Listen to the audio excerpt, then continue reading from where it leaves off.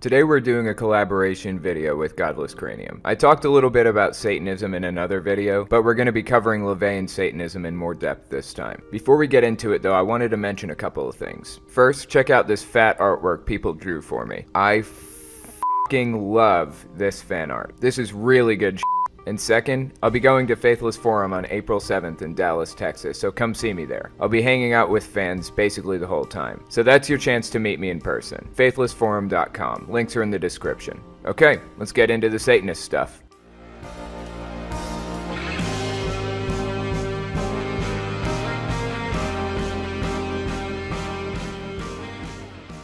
First off, I just wanted to quickly thank Telltale for the opportunity to work on this video with him.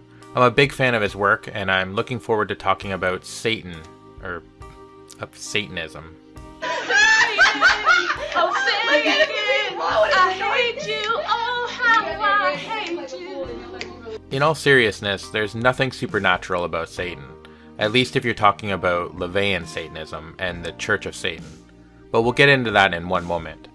First, let's lay down a little bit about their history. The religion was founded on April 30th, 1966 by Anton Szandor LaVey, who acted as the high priest until his death in 1997. In his book, The Satanic Bible, Anton wrote, quote, "Man, using his brain, invented all the gods, doing so because many of our species cannot accept or control their personal egos, feeling compelled to conjure up one or a multiplicity of characters who can act without hindrance or guilt upon whims and desires. All gods are thus externalized forms, magnified projections of the true nature of their creators, personifying aspects of the universe or personal temperaments, which many of their followers find to be troubling. Worshipping any god is thus worshipping by proxy those who invented that god. Since the Satanists understand that all gods are fiction, instead of bending a knee in worship to, or seeking friendship or unity with, such mythical entities, he placed himself at the center of his own subjective universe as his own highest value. We Satanists are thus our own gods, and as beneficent deities we can offer love to those who deserve it, and deliver our wrath, within reasonable limits, upon those who seek to cause us, or that which we cherish, harm." End quote.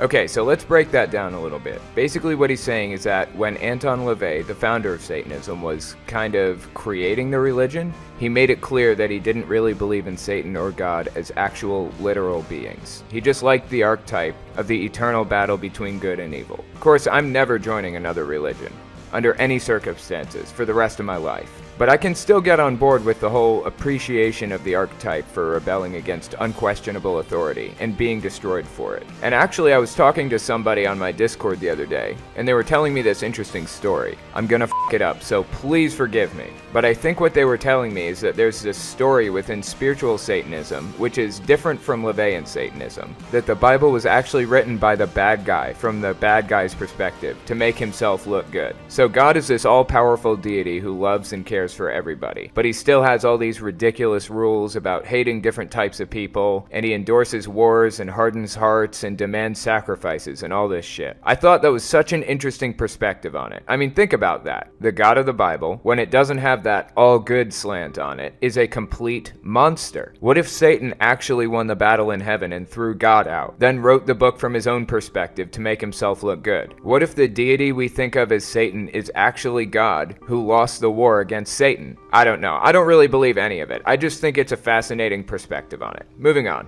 They do not believe in Satan as some sort of supernatural being, but instead view Satan as a sort of positive archetype. Laveyan Satanism is compatible with atheism, and their current high priest, Peter H. Gilmore, has described members as skeptical atheists. There are 9 satanic statements which you can find in the Satanic Bible that quickly lay out what they believe. They are: 1. Satan represents indulgence instead of abstinence. 2. Satan represents vital existence instead of spiritual pipe dreams. 3. Satan represents undefiled wisdom instead of hypocritical self-deceit. 4. Satan represents kindness to those who deserve it instead of love wasted on ingrates. 5. Satan represents vengeance instead of turning the other cheek. 6. Satan represents responsibility to the responsible instead of concern for psychic vampires. 7. Satan represents man as just another animal, sometimes better, more often worse than those that walk on all fours, who, because of his divine spiritual and intellectual development, has become the most vicious animal of all. 8. Satan represents all the so-called sins, as they all lead to physical, mental, or emotional gratification. 9. Satan has been the best friend the church has ever had, as he has kept it in business all these years.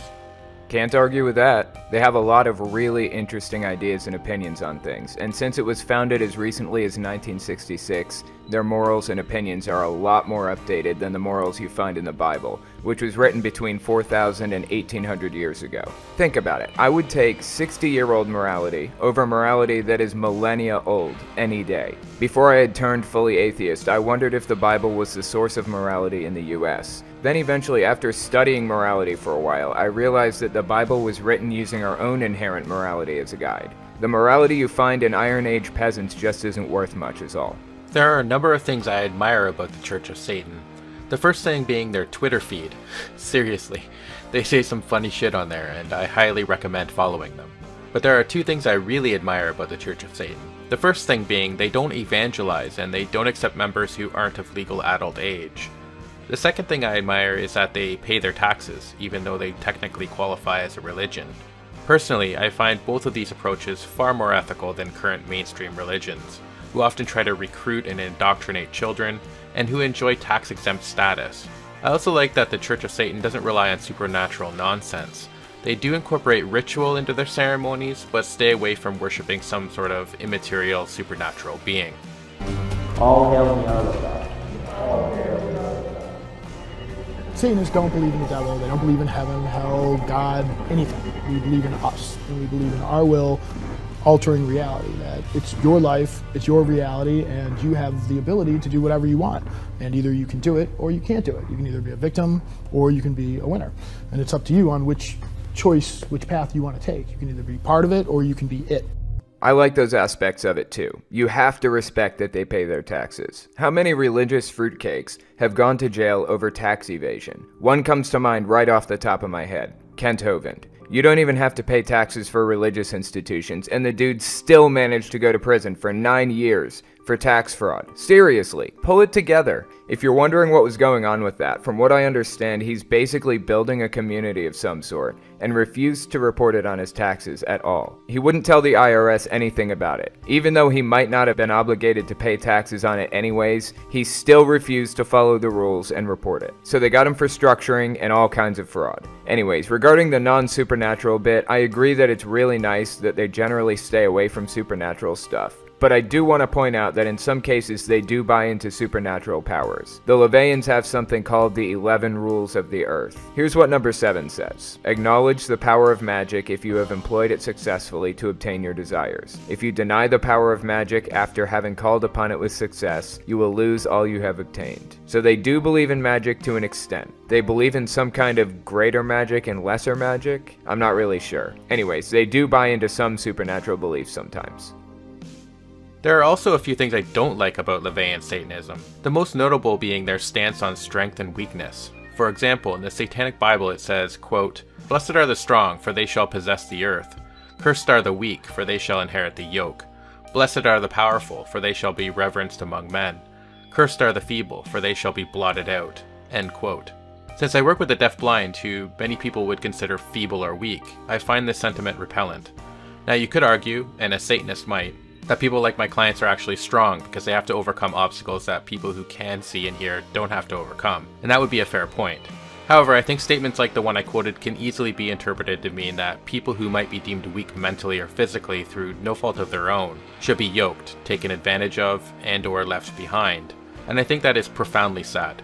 Again, I'm not saying that the Church of Satan necessarily meant those words to be interpreted in that manner, but I think they easily could be. Yeah, it definitely could be. I have a little bit of a problem with that too. Although to clear it up, I think in that part they were trying to say the polar opposite of what the Bible says. They were trying to point out that we shouldn't automatically value qualities like obedience, humility, and weakness. And I agree with that. Cults capitalize on those characteristics all the time, especially Jehovah's Witnesses. They want you to be subservient and meek and quiet. They want you to obey everything the Watchtower Society tells you to do. And they use the names the Society and Jehovah interchangeably. It gets pretty scary, so I can get on board with the Satanist idea of bucking the traditional view of an honorable person being humble, weak, and obedient. But they definitely should have worded that better, because they're literally creating a religion out of this. They have to be extremely careful what they put in that book, because it will be misinterpreted. Another satanic principle I'm not a big fan of is the idea that instead of turning the other cheek, you should exact revenge. I honestly don't think trying to get vengeance on people who may have wronged you is a good use of time in most cases, and can often lead to increasing levels of both physical and emotional violence. Sometimes the best course of action is to walk away. Oh, they didn't just say we should exact revenge. There's a line in the 9 Satanic Statements which says, Satan represents vengeance instead of turning the other cheek. But in the 11 Rules of the Earth they said, and I quote, when walking in open territory, bother no one. If someone bothers you, ask them to stop. If they do not stop, destroy them. I kind of feel like that's such overkill that it's hilarious, but again, they're trying to buck the whole thing the Bible says about turning the other cheek and being weak. I don't think the Satanists have the right approach, and I don't think the Christians do either. We have to step back, look at it objectively, and decide what would be the most beneficial course of action for ourselves and for the rest of society, without letting any religious ideologies tell us what to do. What's best from a scientific point of view? Thanks again to Telltale for allowing me to take part in this video. It was a lot of fun, and hopefully we can work together in the future. Definitely. I'm down. Anytime, old buddy. Don't forget to subscribe to Godless Cranium and follow both of us on social media. All links are in the description. And check out faithlessforum.com to see me at the conference. Thanks for watching, guys.